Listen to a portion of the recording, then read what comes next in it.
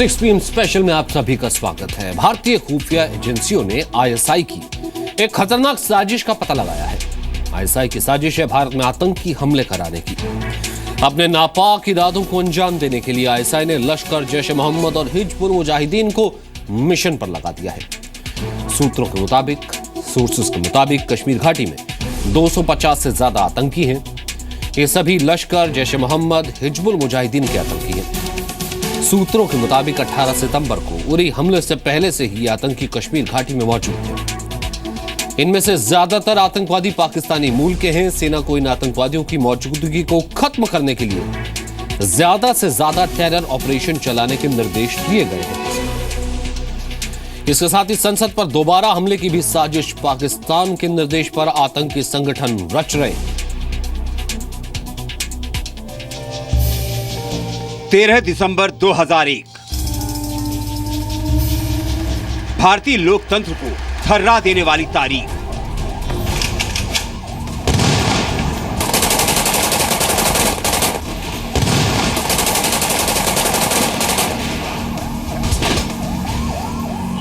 पाकिस्तान की खुफिया agency ISI एक बार फिर संसद पर ऐसे ही हमले के फिराक में है। गाड़ी के अंदर कौन है? रुक जाओ! रुक जाओ! पार्लियामेंट के सारे गणतंत्र तो हिलाओ! कुछ गड़बड़ है, रुक जाओ! भारतीय खुफिया एजेंसियों ने संसद पर दोबारा हमले का अलर्ट जारी किया है।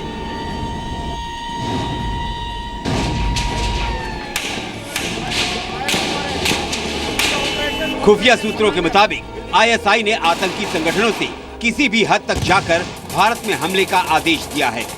भारतीय सेनाओं के एलओसी पर सर्जिकल स्ट्राइक की बौखलाहट से पाकिस्तान की खुफिया एजेंसी बदले के लिए किसी भी हद तक जाने को तैयार है। खुफिया एजेंसियों को जानकारी मिली है कि संसद भवन पर जो आतंकी हैं वो फिदायनी हमला कर सकते हैं और संसद भवन को अपने निशाने पर ले सकते हैं। ये जानकारियां खुफिया एजेंसियों को मिली हैं और उसके बाद से संसद भवन पर जो सिक्योरिटी है उसको बढ़ा दिया गया है। हमले के अलर्ट के बाद संसद भवन की सुरक्षा और बढ़ा दी गई है। सूत्रों के मुताबिक आईएसआई ने जैश ए मोहम्मद को संसद पर दोबारा हमले के लिए कहा है। 2001 में जैश ए मोहम्मद के ही आतंकवादियों ने संसद पर फिदायीन हमला किया था। हमारी जो इंटेलिजेंस है, हमारी आर्मी है, हमारी सुरक्षा व्यवस्था है, वो पूरी तरह से सतर्क होगी और कोई भी किसी तरह की कोशिश का नाकाम किया जाएगा और ऐसी कोई हरकत नहीं होने पाएगी। सूत्रों के मुताबिक आईएसआई ने जैश को संसद पर हमला नाकाम रहने की सूरत में दिल्ली सचिवालय, अक्षरधाम मंदिर और लोटस टेम्पल को निशाना बनाने का निर्देश दिया है।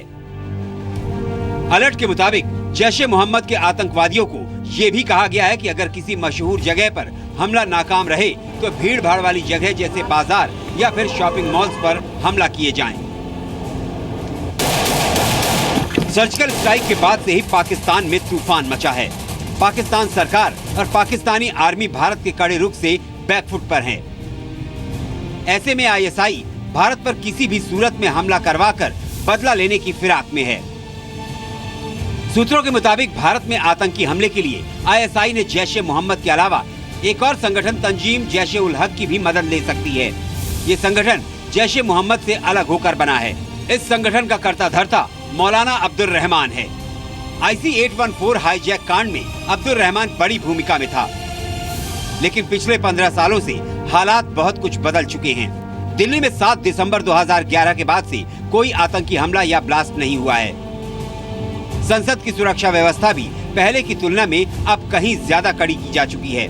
बावजूद इसके संसद पर क्या, दिल्ली में कहीं पर भी हमला करने की पाकिस्तान और उसके सरपरस्त आतंकियों को भारी कीमत चुकानी पड़ सकती है। उरी हमले के बाद एलओसी पार कर सर्जिकल स्ट्राइक के रूप में पाकिस्तान एक मिसाल देख चुका है। दिल्ली से नीरज गौड़ के साथ ब्यूरो रिपोर्ट, जी मीडिया। खुफिया एजेंसियों ने कश्मीर घाटी में 250 से ज्यादा आतंकवादियों की मौजूदगी का अलर्ट जारी किया है। 18 सितंबर को उरी हमला, 2 अक्टूबर को बारामूला हमला और 6 अक्टूबर को कुपवाड़ा हमला और आज 10 अक्टूबर को पंपोर हमला। एक के बाद एक आतंकी हमले हो रहे हैं। खुफिया एजेंसियों के शक को इसने सही साबित कर दिया। बम्पोर में अब भी सर्च ऑपरेशन जारी है।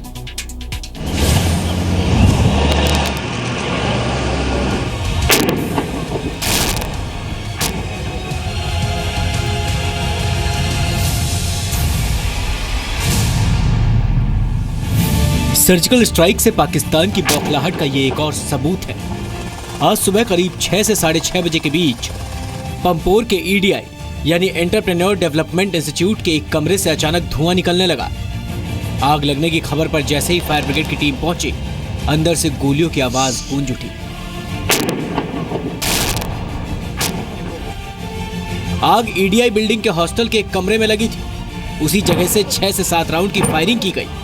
गोलियों की आवाज ने फायर ब्रिगेड के कदम जहां के तहां रोक दिए। इसके बाद शुरू हुई सेना की जवाबी कार्रवाई।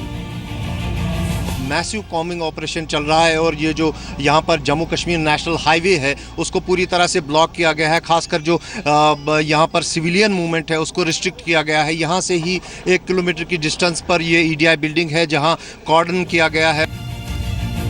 सेना के मुताबिक बिल्डिंग में 2 से 3 आतंकी हो सकते हैं। सेना ने बिल्डिंग के आसपास के करीब 1 से 1.5 किलोमीटर के एरिया को घेर रखा है। इस साल फरवरी में भी लश्कर के 3 आतंकवादियों ने इस बिल्डिंग को निशाना बनाया था। आतंकी और जवानों के बीच 48 घंटे से ज्यादा वक्त तक एनकाउंटर चला था। इसमें 9 लोगों की मौत हो गई थी। ईडीआई की बिल्डिंग 8वें मंजिल पर है। इसमें करीब 70 से 80 कमरे हैं। बिल्डिंग के पिछले हिस्से में हॉस्टल है। रक्षा विशेषज्ञों के मुताबिक आतंकवादी स्थानीय हो सकते हैं। आईएसआई के निर्देश पर स्थानीय अलगाववादी नेताओं ने इन्हें सक्रिय किया होगा। जो पाकिस्तान के साथ टेंशन चल रही है, इसको लेकर के कुछ न कुछ वहाँ पे ये जो रेडिकल्स है इस तरह की हरकत करते रहेंगे और इनका खामिया उनको तो पता है, इन्होंने मारे जाना है। तो ये बात इन लोगों के समझ में नहीं आ रही है, पर धीरे धीरे मुझे पक्का यकीन है कि ये समझेंगे और इस तरह की हरकत करना बंद करेंगे। आतंकवादी किस कमरे में छिपे हैं, इसका ठीक अंदाजा लगाना काफी मुश्किल हो रहा है। सेना की गोलियों के जवाब में आतंकवादी गोली भी नहीं चला रहे। कभी कभी 1 या 2 गोली आतंकवादियों की ओर से चलाई जा रही है। वो अभी भी कुछ ना कुछ करके अपनी दिखाना चाहते हैं कि हम जिंदा हैं अभी भी, लेकिन भारतीय सेना ये यकीन बना रही है कि इन सारे टेररिस्ट को खत्म कर दिया जाए। आतंकवादियों की तलाशी के लिए 9 पैरा कमांडो बिल्डिंग में दाखिल हो चुके हैं। बिल्डिंग को सैनिटाइज कर आतंकियों की तलाश की जा रही है। आतंकियों के न मिल पाने पर सेना आईईडी ब्लास्ट से बिल्डिंग को उड़ाने पर भी विचार कर रही है। खालिद हुसैन, जी मीडिया, पंपोर।